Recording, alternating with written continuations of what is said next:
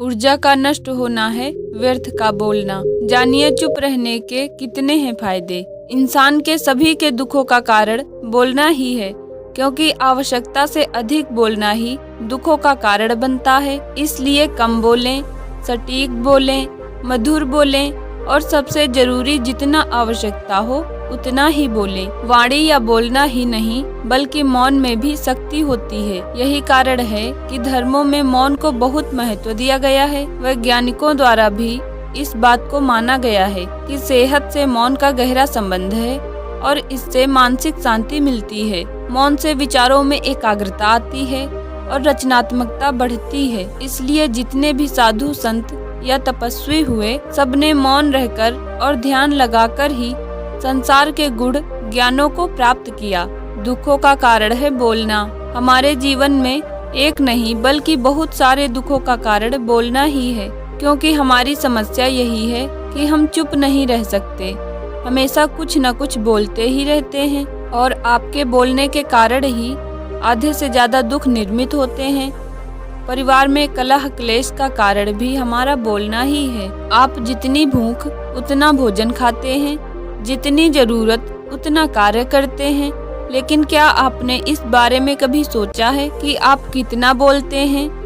क्या आप उतना ही बोलते हैं जितनी आवश्यकता है या अनावश्यक ही सारे दिन बोलते हैं? इस बारे में कभी अकेले बैठकर जरूर सोचिए कि आज आपने दिन भर में कितना बोला, क्या बोला और सबसे जरूरी बात यह कि क्यों बोला।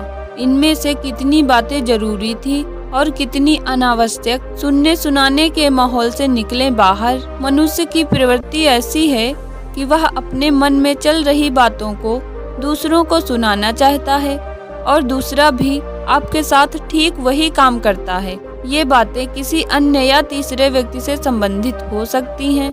सुनने सुनाने के माहौल से निकले बाहर। मनुष्य की प्रवृत्ति ऐसी है कि वह अपने मन में चल रही बातों को दूसरों को सुनाना चाहता है और दूसरा भी आपके साथ ठीक वही काम करता है। तो सुनने सुनाने का काम और भी दिलचस्पी से होता है। आप फिर जब कभी भी बैठते हैं तो इन्हीं बातों को फिर से दोहराया जाएगा और फिर से इन्हीं बातों पर विचार करेंगे। यह सुनने सुनाने का माहौल जीवन भर चलता रहता है और इस तरह से आप खो देते हैं अपना समय, अपना जीवन, अपनी सोच समझ और वो कीमती पल जिसमें जिया जा सकता है और जिसमें आनंद प्राप्त किया जा सकता है। इसलिए इस सुनने सुनाने के माहौल से बाहर निकलें। क्या है मौन की शक्ति? जब तक हम बाहर की ओर बोलते रहेंगे, हमारे भीतर अशांति रहेगी।